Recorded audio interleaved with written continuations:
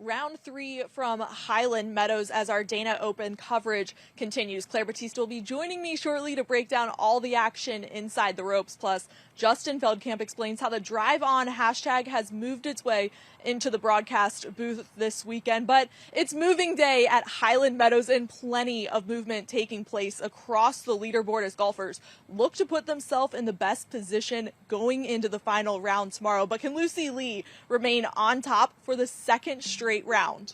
Let's start off on hole 9. The tee box on 9 moved up this year, so many players with good birdie and eagle looks. Lexi Thompson sinks. The eagle finishes 6 under for the day, 13 under for the tournament, tied in second. Hole 17, Laura Stevenson in the bunker.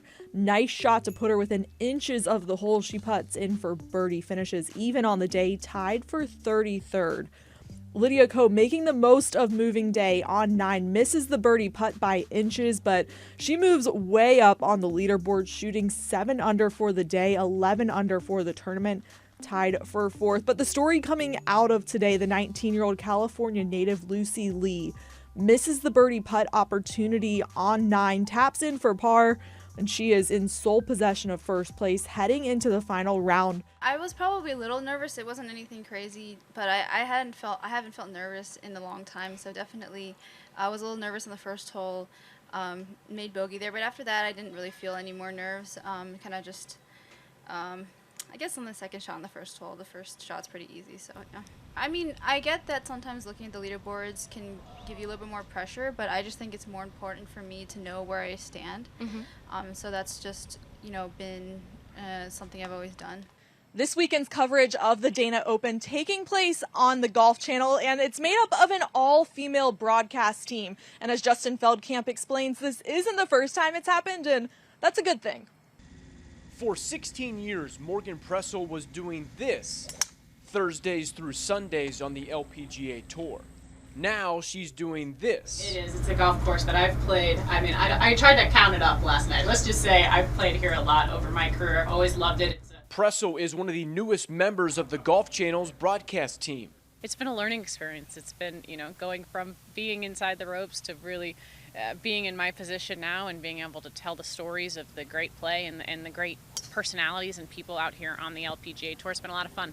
She's with play-by-play announcer Cara Banks and Karen Stupples in the booth. Whole location on the right today. And then Kay Cockerell and Paige McKenzie are the on-course reporters. Paige and I have worked together for years. We used to be co-hosts on Morning Drive, and when you get up at 3 o'clock in the morning and meet someone in the makeup room at 4 a.m., you get to know each other pretty well.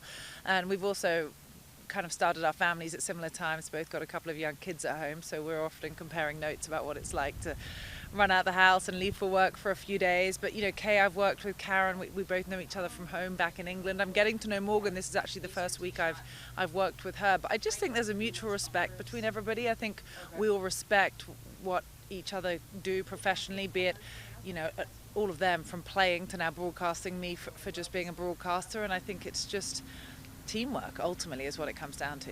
How much fun are you having? This is a great life. I mean, it's not real life because, traveling around the world, talking about golf on TV, I'm very lucky to have this opportunity. The truck, or trailer as it's called in the TV business, is parked to the side of the 18th fairway. The 18th green is actually behind Morgan, Cara, and Karen when they're calling the action from TV monitors. Live television is very intense. I'd say it's similar in a sense to coming down on Sunday afternoon, being in contention and needing to pull off the shot. The goal of each broadcast is to provide educational and meaningful words to the sights and sounds on screen. They want to showcase the high level of play on the course while also supporting each other on TV. This is Lexi Thompson on 17. There are no egos on this team. It's good that we can all come together and work together and have great chemistry on air, not working with each other very much. That's really cool. I also think it's good that the Golf Channel puts their trust in us to do this. With this being the second all-female broadcast, the 3 women I spoke to hope that the next first is an all-female broadcast for the men's PGA Tour. Back to you guys. I'm now joined by Claire Batista to break down all the action today from the third round. And we've talked about it endlessly. Lucy Lee atop the leaderboard for the second straight round. So young in her career. What have you seen from her composure as she carries that one-shot lead in tomorrow? You know, she's only 19, which is crazy. I mean, most 19-year-olds are getting ready for their freshman year in college. But she played in the U.S. Open when she was 11. She's been playing the mini tour, the Epson tour. So I know it's a little bit bigger stage, but she is seasoned. She is used to the pressure.